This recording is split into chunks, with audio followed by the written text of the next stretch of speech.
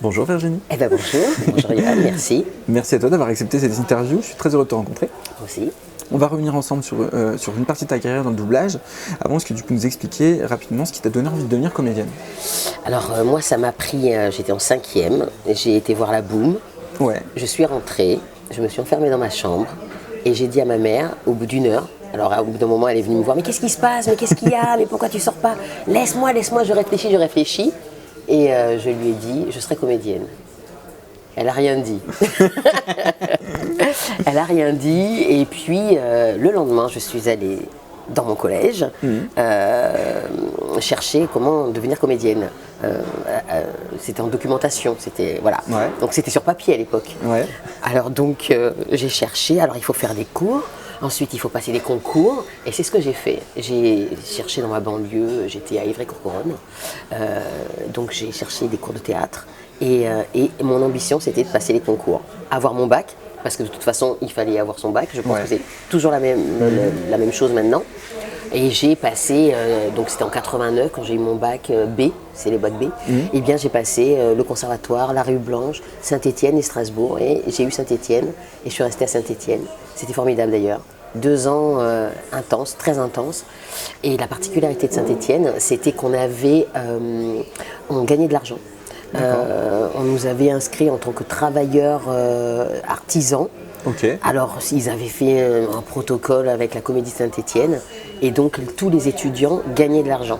Ce qui fait qu'on s'est retrouvés dans une ville beaucoup moins chère que Paris, à gagner déjà notre vie, c'est-à-dire à payer notre loyer.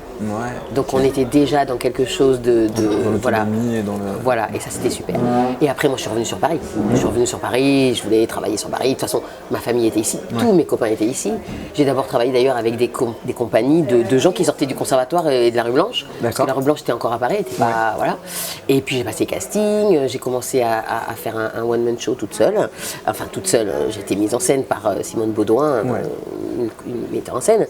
Mais j'étais donc seule en scène et je me suis beaucoup occupée quand même du spectacle, donc tout ça en sortant de l'école et ça a très bien marché. Ça s'appelait Le plat de porc aux bananes vertes de Simone et André Schwarzbart. D'accord. Voilà, on est allé aux Antilles, on a fait Avignon, on a fait Paris, le Guichet Montparnasse et ça m'a beaucoup lancé aussi. Donc je fais quand même début théâtre un peu seul. Après j'ai rencontré mon agent grâce à cette pièce. J'ai fait du cinéma, de la télévision et j'avais des copines qui étaient du conservatoire et qui faisaient déjà du doublage. D'accord. Voilà. Celles qui t'ont dit tiens, alors, donc Claire Baudouin qui était avec Virginie Méry, qui était au conservatoire. On a commencé le doublage ensemble, toutes les deux. Virginie Méry nous a mis sur des petites choses. Et puis, c'est pas venu tout de suite. Pendant 10 ans, j'ai continué à faire la comédienne. Et puis, elle m'a remis sur quelque chose et petit à petit, c'est venu. Donc, en fait, ça fait pas longtemps que je fais du doublage. Depuis 2014, en vérité, c'est là où je commence à faire beaucoup de choses, quoi. D'accord. Voilà. Ok. Écoute, on va faire un petit tour de ce que tu as fait et de ce que j'ai vu. Dans la série Dear White People, tu doubles le personnage de Joel Brooks, interprété par Ashley Blaine Fitterson. Je suis contente pour toi, Sam. Ne fais pas ça, Joël, pas toi. Je dois digérer que ma meilleure amie se tape un mec en secret. En secret ou qu'il soit blanc? Les deux. Tu sais, je suis à moitié noire, alors techniquement, Non, tu n'es pas à moitié noire comme Rashida Jones. Tu es comme Tracy Ellis Ross. Les gens te voient comme une noire. Comment est-ce que tu décrirais ce personnage? Alors, c'est une fille pleine de vie, très loyale, engagée, magnifiquement belle. Elles sont toutes magnifiquement belles. Ils sont tous magnifiquement beaux.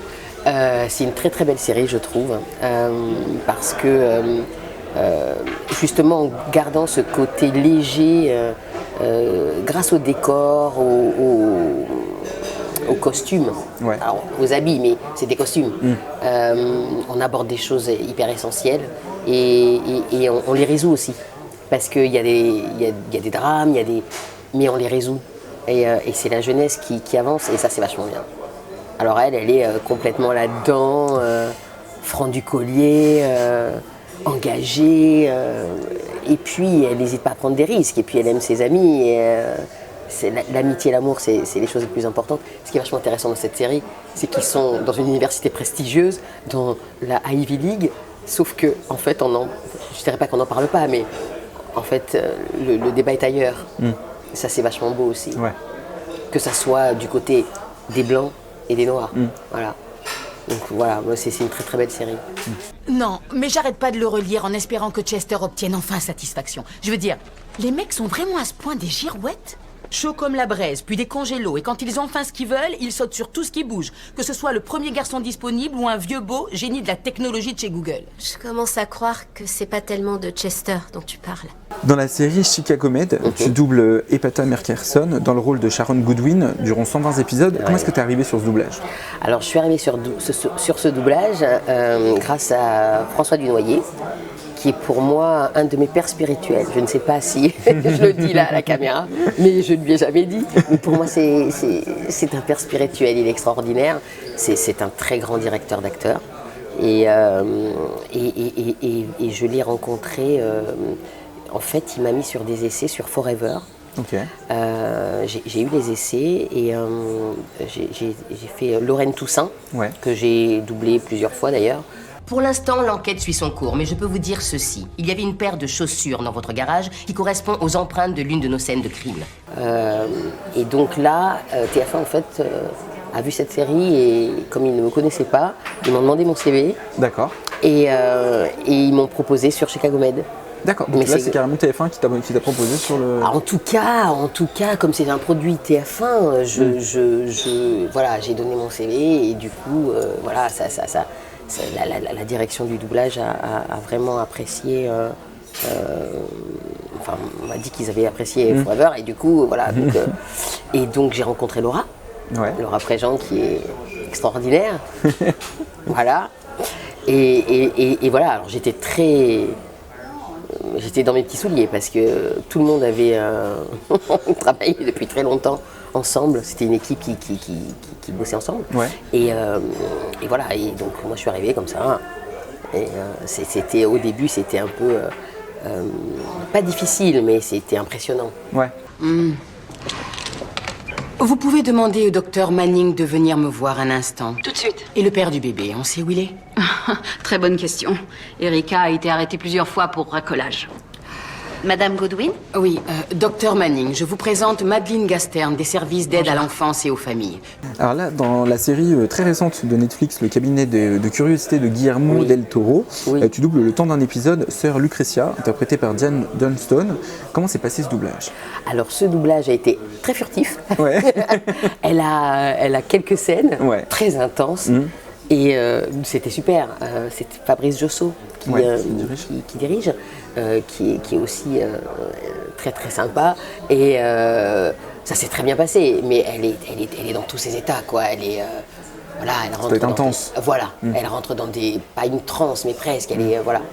Mais c'était très furtif. Justement, quand c'est furtif comme ça, est-ce que tu as le temps de t'imprégner, de comprendre un petit peu le personnage, la situation en tout cas. Le personnage dans la situation, absolument.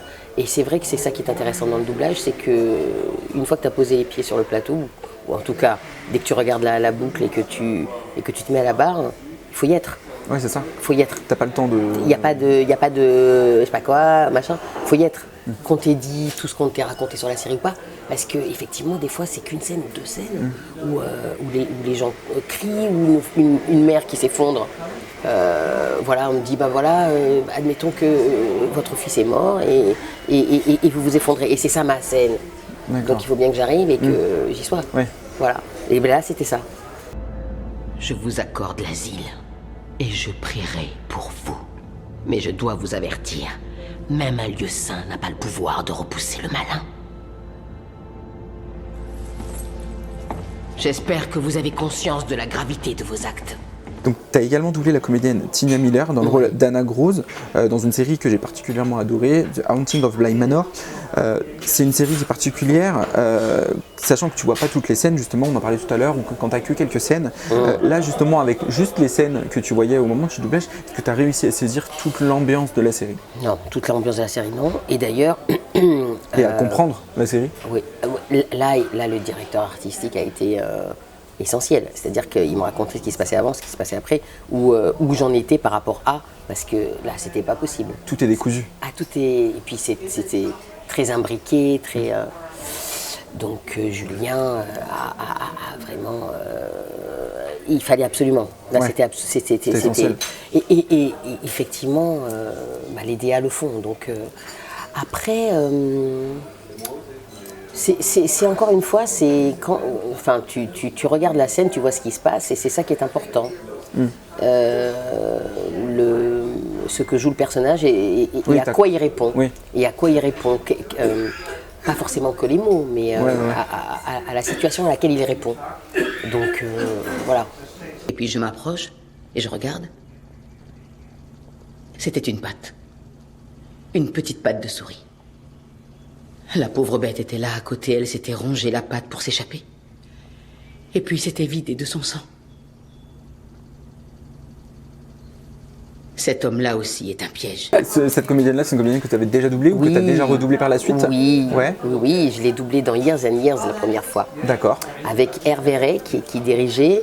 Et c'est une série absolument magnifique, avec Emma Thompson. Okay. Une série un peu d'anticipation. C'est la famille Lyons en Angleterre qui se déchire. Et en même temps, il y a la technologie qui rentre dans leur vie et qui fait vriller un peu tout le monde. D'accord. Ouais. C'est très très beau. Il y a en plus la bande son est sublime. On rentrait, on écoutait les clashs. Enfin voilà, c'est quelque chose qui vous reste comme ça. Il y a des séries comme ça qui vous restent. Ouais. Celle-là en fait partie. Voilà. Et elle est sublime. Elle est sublime. Elle impose un... Si tu te couches maintenant, tu peux te lever à 5 heures et partir pour Manchester. Tu seras chez ta grand-mère à 8 heures. Mais je dois voir Lou Havins ce matin pour cette histoire de holding. T'as qu'à reporter. Allez, envoie-lui un mail. Urgence familiale. Tu devrais être avec ta grand-mère, la vieille bique. Non, elle est sublime. Je l'ai faite dans le Périphérique, qui vient de sortir. Ouais. Et encore une autre fois, Foundation. Ok. Et puis, je sais plus. Je crois que c'est les 3 ou 4. Il y en a. Ouais. Je la suis et elle est super. Les abeilles. Enfin, leur ignorance plutôt. Leur manière de fonctionner. Je trouve cela vivifiant. Elles s'occupent de leurs petites affaires avec assiduité, sans se douter de leur vulnérabilité. Tout ce qui les a tuées n'a pas disparu, au contraire, c'est toujours là. Cette année, on a pu t'entendre dans la série phénomène de Netflix Dahmer, dans laquelle tu doubles Glenda Cleveland, la voisine du tueur en série qui interprète Niecy Nash. Est-ce que c'était facile pour toi de te mettre dans la peau du personnage? Dans la peau du personnage, c'est toujours facile enfin, je veux dire, c'est toujours facile. C'est notre boulot de se mettre dans la peau du personnage. Ouais. Ça me pose pas de problème. Là, alors, il y a deux choses. Il y a les scènes qui sont quand même difficiles à regarder. Ouais. Voilà. Donc, quand tu regardes la scène et que tu sais que tu vas intervenir, il faut quand même... T'es dedans. Donc, tu regardes la scène. Donc, tu la prends aussi dans la tête, la scène, pour te mettre dedans et tu vas répondre à ça. Alors ça, c'est des émotions, c'est... Et après, elle a une façon de jouer qui est particulière à elle. Je veux dire, elle est pas facile à suivre. D'accord. Alors, elle n'est pas facile à suivre parce qu'il y a une adaptation. L'adaptation qui est très bien, c'est pas la question. Mais du coup, comme il y a une adaptation, on est dans des mots français. Ouais. On essaye de trouver les appuis par rapport à l'anglais. Et du coup, nous, ça nous donne un travail technique et en même temps qui ne doit pas se voir. Voilà. Ouais. C'est ça qui est plutôt... quand les comédiens ont des façons de jouer et que l'adaptation doit les suivre et que du coup, nous, au niveau de l'humeur, en tant qu'acteurs, il ne s'agit pas d'adaptation, il s'agit de suivre, mais avec les mots français. Ouais. Et je sais que je ne suis pas la seule à me plaindre, monsieur. Oui, je sais. Je comptais Pamela aller. Bass, elle s'est plainte des mauvaises odeurs. Pat, de l'autre côté du couloir, elle s'est plainte aussi. Et malgré ça, personne ne nous a écoutés. On en est à un point où ma fille ne supporte plus de dormir dans sa propre chambre. C'est des énergies, des fois, des appuis, des énergies qui sont différentes. Qui sont différentes. Et ça c'est, des fois c'est particulier. Mais c'était super, c'est une très grande comédienne et c'était super. Ouais. Puis toutes les scènes, c'est que des scènes toutes les scènes que toi tu as eu à doubler, c'est des scènes intenses, c'est des scènes, elle cherche de l'aide. Absolument. Elle sait et c'est très très beau. C'est elle- très très beau, c'est très intense et c'est vraiment un plaisir parce que du coup alors il y a nous qui aimons jouer, mais on sait tout ce qu'il y a derrière. Il y a toute cette souffrance et puis même de cette communauté, et pas que de cette femme, cette communauté. C'est pas que la communauté noire d'ailleurs, hein, c'est les laissés pour compte, les quartiers machin, c'est tout ça. Et y compris ce Dahmer. Alors Dahmer, moi j'en ai vu pas mal quand j'ai travaillé. Mon mari a essayé de voir les 2 premiers épisodes, il a arrêté pendant un moment parce que c'était trop dur. Ouais. Je dis allez, on y va. Allez, écoute, celle-là tu la verras plus tard. Tiens, regarde ma scène. Voilà, et finalement on s'y est remis tous les deux tranquillement. Et c'est une très très belle série parce qu'elle ne parle pas que de Dahmer. Ouais. Elle parle de plein d'autres choses. Et qu'est-ce que vous attendez pour aider ce jeune homme? C'est évident qu'il a besoin qu'on s'occupe de lui. Madame, la police s'en occupe. Rentrez chez vous, s'il Je vous plaît. vous ai appelé pendant des mois. Pendant des mois. Et ce soir, enfin, vous venez? C'est trop tard. Sans compter qu'elle est très bien filmée, Ah oui, le scénario. La série est magnifique. Après, effectivement, l'histoire en elle-même, c'est l'histoire qu'on connaît, mais c'est une très belle série. Voilà. Tout est vraiment top dedans. Au cinéma, maintenant, tu as doublé, par exemple, l'actrice Viola Davis dans le film Les Veuves. Comment s'est passé ce doublage avec cette actrice? C'était super. C'était super. C'est avec Barbara Tissier qui nous dirigeait. Alors moi, la première fois que je l'ai rencontrée, Viola Davis, c'est dans Fences de Denzel Washington avec Denzel Washington. Ok. Arrête, Troy. J'ai failli avoir une attaque. Alors, c'est qui a gagné le match? Lucille m'a appelé et j'ai pas pu suivre la fin. Qu'est-ce que j'en ai à faire du match? Viens par ici. Je croyais que t'avais été au Taylor's écouter le match. Mais arrête, Oui. Troy. Et je croyais que tu devais t'occuper de cette barrière. Je m'en occuperai quand j'en aurai fini avec ce que j'ai sous la main. Arrête, Troy. C'est Virginie Méry qui m'avait mis dessus. Et c'est un film qui est en fait une pièce de théâtre d'August Wilson, celui qui a fait la leçon de piano. D'accord. Denzel Washington et Viola Davis l'ont joué pendant 10 ans à Broadway. Ok. Alors quand j'ai su que j'étais prise, je suis allée chercher la pièce. Ouais. Et je ne l'ai pas trouvée en français, donc je suis allée à Shakespeare et compagnie et je l'ai acheté en anglais. Je l'ai lu. Ouais. Et j'avais envie. Et puis après, on a fait ce film magnifique. Et là, c'est une sorte de huis clos. Donc c'est beaucoup Denzel Washington et Viola Davis. Donc j'ai pu bien prendre cette comédienne. Voilà. Et donc après, j'ai fait Les Veuves. Et là, c'était encore sublime, c'était super. C'est une histoire absolument incroyable. Le fric que nos maris ont volé est celui de Jamal Manning. Qui ça? Un mec qui vaut mieux pas emmerder. Le fric a brûlé dans le fourgon. Et Jamal Manning veut qu'on lui rende. Qu'on lui rende ou que vous lui rendiez? Harry m'a laissé les plans du casse qu'il voulait faire après. Il y en a pour 5 millions de dollars. J'en prends 2 que je file au Manning et on partage le reste. Merci beaucoup Virginie. Merci. De m'avoir accordé cette interview. Je suis très content d'avoir pu te rencontrer. Que nous dirait Joël Brooks pour terminer cette interview? Sam, j'ai téléchargé les épisodes de Cosby Show. Ma conscience se sent coupable. Merci. Merci.